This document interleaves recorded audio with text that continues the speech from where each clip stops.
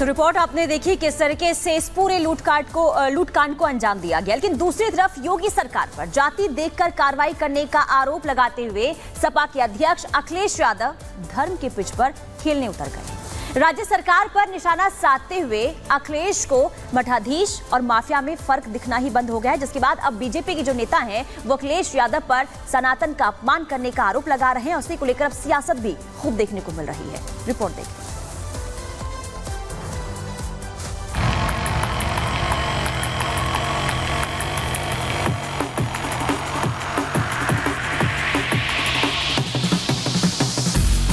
मंगेश यादव के एनकाउंटर को लेकर सियासी पिच पर बैटिंग कर रहे अखिलेश यादव लगता है यूपी पुलिस की स्पिन बॉल पर आउट हो गए हैं, क्योंकि पहले जाति के नाम पर एनकाउंटर का आरोप लगाने वाले अखिलेश यादव को यूपी पुलिस ने एक एक सबूत पेश कर पवेलियन लौटने पर मजबूर कर दिया है। यही वजह है कि अखिलेश यादव अब स्टेडियम बदलकर धार्मिक पिच पर खेल रहे हैं, मठाधीश और माफिया को एक बता रहे हैं।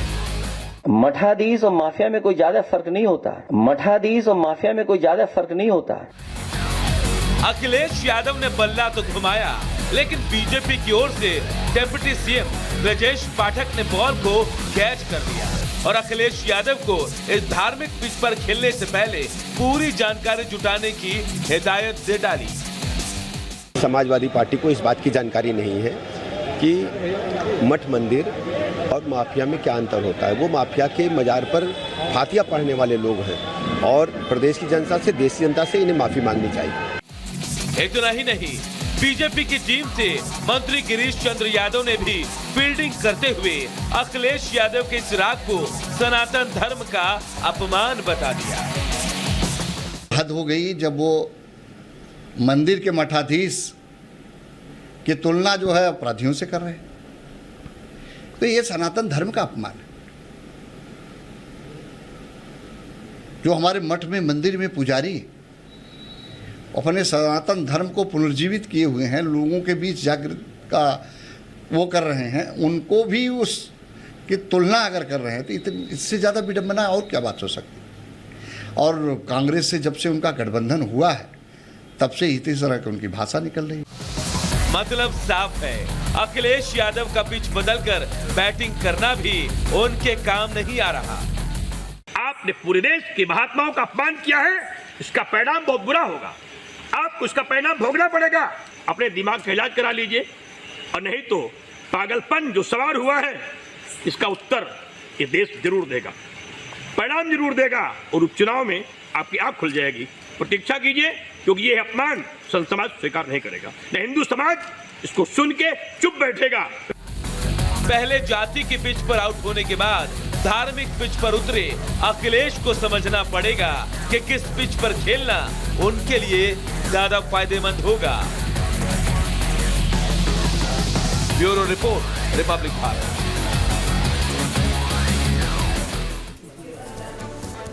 तो रिपोर्ट आपने देखी, पहले जाति और इसके बाद अब धार्मिक रूप से राजनीतिकरण देने की कोशिश अखिलेश यादव कर रहे हैं, और पीछे वजह यही है क्योंकि चुनाव है। लेकिन आक्रोश किस तरीके से संत समाज में देखने को मिल रहा है वो हम आपको बता देते। देखिए, जितेंद्रानंद सरस्वती संत है, उनका ये कहना है कि अखिलेश को मर्यादा में रहकर राजनीति करनी चाहिए। मर्यादा से बाहर रहकर वो ऐसे बयानबाजी दे देते हैं जो सनातन का अपमान करता है। अब देखिए, इसके अलावा महंत बालक दास प्रवक्ता है भारतीय संत समिति के, उनका यह कहना है कि मुख्तार अंसारी और अतीक अहमद जैसे लोग उनके मठाधीश थे। तो ये देखिए, एक के बाद एक बयान जो है संत समाज की तरफ से सामने आने शुरू हो चुके। इसके अलावा शिव योगी मौनी स्वामी, उनका यह कहना है कि जो बयान दिया है उस पर उनको पछताना पड़ेगा। तो अब इस तरीके से आक्रोश, नाराजगी जो है संत समाज के अंदर देखने को मिलने शुरू हो चुकी है। लेकिन अखिलेश यादव कुल मिलाकर इस वक्त जो है जबरदस्त तरीके से राजनीति करते हुए, सियासत करते हुए नजर आ रहे हैं। लेकिन अब इसे ही लेकर बीजेपी जो है लगातार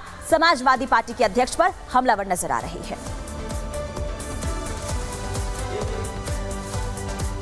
और चलिए बढ़ते हैं आगे और बात करते हैं शिमला का संजौली मामला। शिमला के संजौली में अवैध मस्जिद का जो मामला है वो आप देख रहे हैं कि किस तरीके से लगातार तूल पकड़ रहा है। हिंदू संगठन सड़कों पर उतरकर अवैध अतिक्रमण पर कार्रवाई की मांग कर रहे हैं। और इस बीच आपको बता दें, मुस्लिम पक्ष की तरफ से अब शिमला के नगर निगम कमिश्नर से मुलाकात की गई है और उन्होंने एक अहम ज्ञापन सौंपा है और बताया जा रहा है कि उस ज्ञापन के जरिए भाईचारा कैसे बना रहे उसको लेकर एक बड़ा फैसला निकलकर सामने आ सकता है। क्या है वो फैसला, इस रिपोर्ट में जानिए।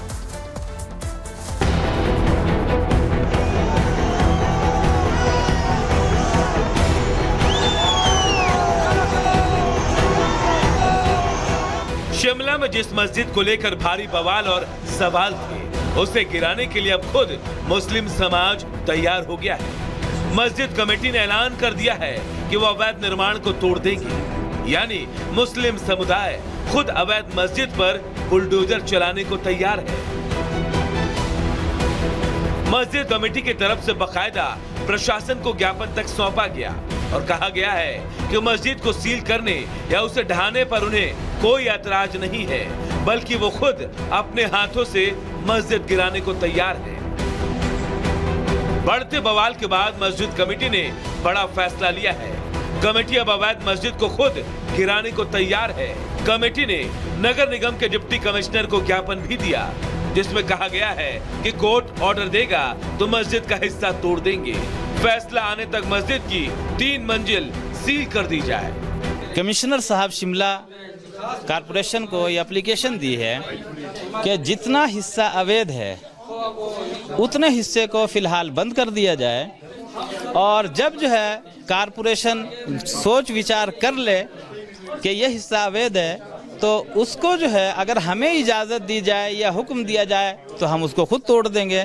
बाकी जो है जो कोर्ट फैसला करेगा हम उसमें कोर्ट के फैसले को मनवाने और मानने में ताउन करेंगे। हम प्यार मोहब्बत से रहने वाले हैं और जितने भी हम हिमाचली वासी हैं या जितने भी हिंदुस्तानी हैं हम सब एक हैं। मैं ये अपनी तरफ से ये कहना चाहता हूँ कि जो भी हमारे मुस्लिम समुदाय के लोग हैं प्यार मोहब्बत रखें और जो हमने ये डिसीजन लिया है हमने सोच समझ के लिया है। हालांकि इस पर भी लड़ाई है, लेकिन सबसे बड़ी बात तो ये है कि यह लड़ाई आपसी है, क्योंकि वक्फ बोर्ड के पूर्व अध्यक्ष कह रहे हैं कि वक्फ बोर्ड से बिना अनुमति लिए संजौली मस्जिद के इमाम का 2.5 मंजिला इमारत गिराने का फैसला करना गैर जिम्मेदाराना है। संजौली के अंदर वक्फ प्रॉपर्टी है, बगैर तहकीक के जो भी कह रहा है, कोई भी कह रहा हो, बगैर तहकीक के इतनी गैर जिम्मेदाराना बात नहीं कहनी चाहिए जितनी गैर जिम्मेदाराना बात हमारे ये भाई कह रहे हैं, ये बिल्कुल गलत है। अब सियासी लड़ाई की बात करें तो वो कहां पीछे रहने वाले थे। चाहे सपा हो या कांग्रेस सामने आए तो पलटवार करने में बीजेपी ने भी देरी नहीं की। आप आकर के बदमाशी गुंडागर्दी कैसे कर सकते हो कि ये हम इसको तोड़ेंगे? हम इतने कमज़ोर नहीं है। हम अपनी धार्मिक स्थलों की हमें उम्मीद है हमारा संविधान हमारा कानून रक्षा करेगा और हम लोग खुद भी अपनी मस्जिदों की रक्षा के लिए सक्षम हैं। 3 इसकी जो फ्लोर्स बने हैं वो तब बने थे जब कोविड काल चला हुआ था और कोविड काल के समय में किसकी सरकार प्रदेश के अंदर थी? मुख्यमंत्री जयराम ठाकुर जी थे। म्यूनिसिपल जो है आपका मेयर शिमला का वो बीजेपी का था, डेप्यूटी मेयर बीजेपी का था, जो एमसी कमिश्नर उस समय हैं वो भी बीजेपी के समय सरकार ने ही अपॉइंट किया था। उनकी समय में सब चीजें हुई, उनके समय में ये भवन बना और आज उल्टा कोतवाल चोर जो है वो कोतवाल को डांटे वाली परिस्थिति बनी हुई है। हिंदुओं की आवाज को कुचलने में कहीं भी कांग्रेस की सरकार पीछे नहीं है। ये तानाशाही रवैया, सनातन विरोधी कांग्रेस की मानसिकता और ये दुर्भाग्यपूर्ण है कि देवभूमि हिमाचल प्रदेश में आज हिंदू संगठनों को कुचलने का काम किया जा रहा है। बहरहाल देखना होगा इसमें आगे क्या होता है। इसके लिए सबकी नजरें सुनवाई और कोर्ट के फैसले पर टिकी है।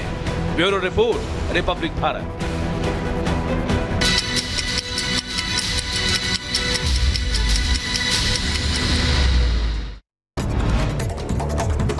आगे बढ़ेंगे, 2 मिनट भारत पर नजर डालेंगे। डॉक्टरों के विरोध के सामने पश्चिम बंगाल की सीएम ममता बनर्जी ने सरेंडर कर दिया है और कहा है कि न्याय की खातिर पद छोड़ने को मैं तैयार हूं, मुझे नहीं कुर्सी की भूख है। कांग्रेस के नेता उदित राज ने ममता के बयान पर किया कटाक्ष और कहा कि वो नाटकीय नेता, इस्तीफा देने का कर रही है नाटक, नहीं करेंगी रिजाइन। पश्चिम बंगाल के राज्यपाल सीबी बोस ने कहा कि ममता सरकार बंगाल को संभालने में नाकाम रही, मुख्यमंत्री और गृह मंत्री दोनों के रूप में विफल, बंगाल के सीएम का सामाजिक बहिष्कार किया जाए। हिमाचल प्रदेश के शिमला में अवैध मस्जिद पर सियासी संग्राम लगातार जारी, मुस्लिम समुदाय ने नगर निगम को सौंपा ज्ञापन और कहा कि अवैध निर्माण को गिराने के फैसले का स्वागत। वक्फ बोर्ड के पूर्व चेयरमैन ने फैसले को बताया गैर जिम्मेदाराना। सुल्तानपुर लूट का यूपी पुलिस ने सबूत दिया है, वारदात में मंगेश यादव भी शामिल था, सीसीटीवी फुटेज भी सामने आया। आज मंडिया के दौरे पर केंद्रीय मंत्री एचडी कुमारस्वामी, दौरे से पहले बोले राज्य सरकार के लिए नहीं ये कोई मुद्दा, शरारती तत्वों ने की खलल डालने की कोशिश।